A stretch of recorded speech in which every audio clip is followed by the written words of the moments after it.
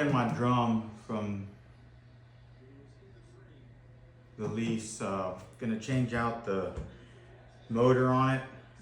This motor, because this particular feeder sits down low, the raccoons can get to it fairly easily. You can tell by all the muddy marks here. They can get to the motor, spin the motor, and let the corn fall out. So I bought a different feeder from Megatoad, and what we're gonna do is take this one off, uninstall this one, and install the Megatoad, which has a little bit wider section where the corn comes out, lets it disperse without the raccoons being able to come in there and spin the spindle and release corn.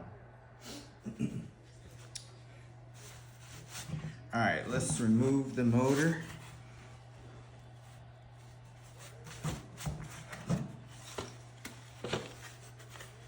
Yeah, you can see here, the motor sits like this, and raccoons are able to come in and spin this, release corn fairly easily.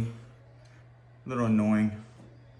So we're gonna try to get that from stopped. What I got right now is I got a cage built around the motor, and I put some mesh that has the holes a little bit smaller, but the problem with that is when it spins the corn, the raccoons can't get to it, but the corn it has a harder time getting through those smaller holes, so it just falls straight down, and hogs and raccoons start digging and make a big hole underneath the feeder.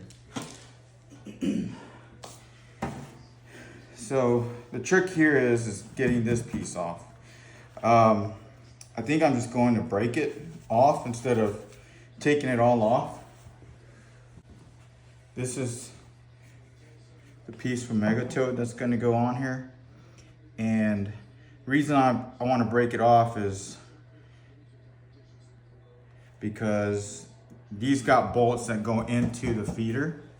And inside the feeder, I have a funnel that is bolted on to the sides. I don't want to have to take that funnel out. So that funnel funnels the corn down to the middle. And I really don't want to take that out. So I can always buy this little piece extra if I ever want to use that motor again on another feeder or something. That's what we're gonna do.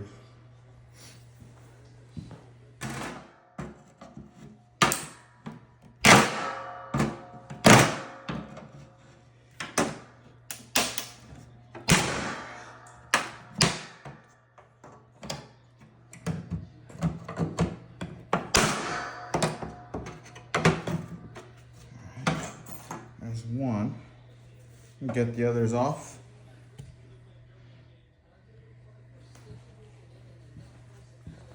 All right, got it removed. I have enough room here for that other feeder to come in. And that one's gonna be bolted on with some self-tapping screws. Pretty easy, don't need to use a bolt. Just screw it in and it's set. All right, so this is the new feeder for Megatoad. So you see it's got this nice cover with this groove. My finger doesn't even fit in there. That's how tight it is. So hopefully this does the trick. I'm gonna mark where this piece unscrews here. So I'm just gonna mark. I already know that the front of the feeder is this way. I just want the opening of to screw on and set in this direction. Okay, marked where this is. Pretty simple. Here's the funnel, goes into this hole here. I just gotta line it up and screw it on. That's it.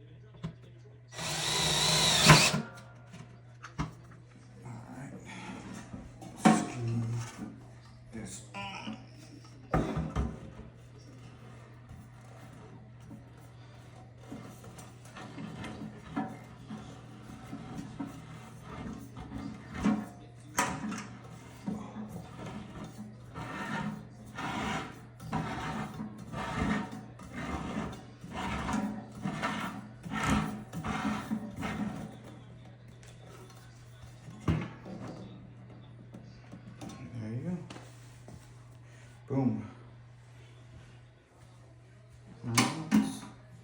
This is the door. This opens up. Access the computer. Take your times. And then this hooks up to the battery. So just gotta go get a battery. I'm ready to go.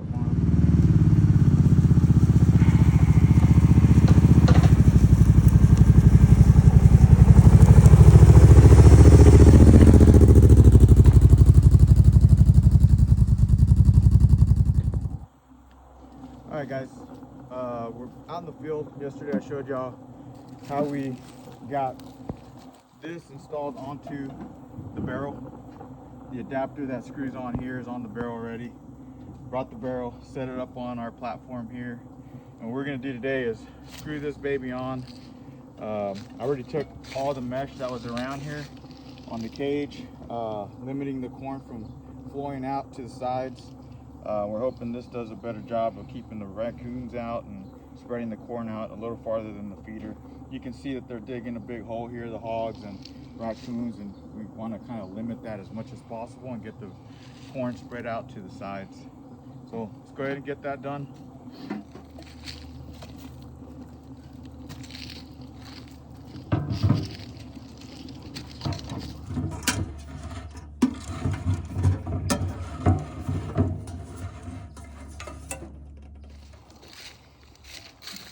All right, you can see as easy as that. I screwed it on. Obviously on another platform you won't have these cages, so it'll be a lot easier. On my platform I built this to keep the critters out of the space. Was able to do it one-handed by myself. Very easy to install. All right, what we'll do next is open this hatch here.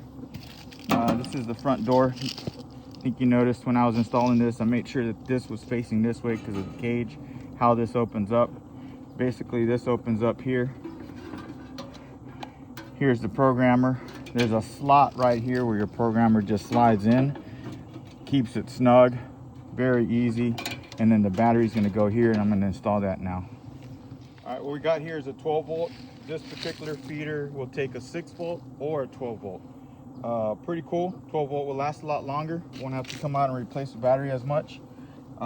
Give it a little bit more power as well to the motor. So basically all you're gonna do is take your connectors. Black goes to black.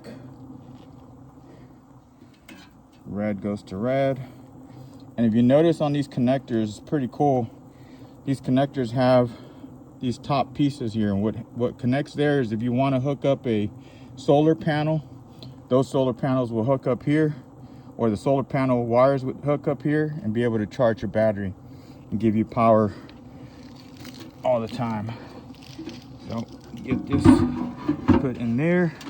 If you notice, let me slide this back out. It's ready to go. So I programmed it last night. I'm gonna program it again just to make sure the time is set appropriate time.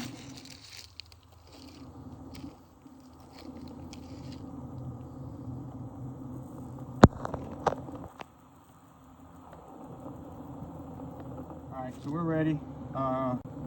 Programmed the time, 4:15 p.m., 4:15 p.m.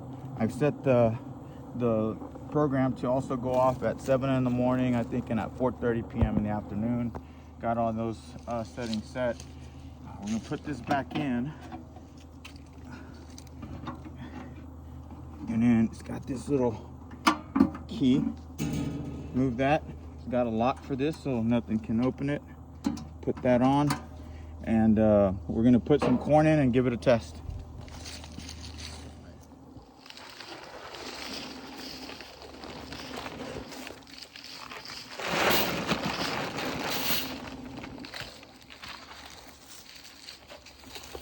All right, let's give it a test. This is pretty easy on this feeder also. It's got a button that says test. All you gotta do is press that. Just a 10, 9, 8 countdown. Get right out here in a bit.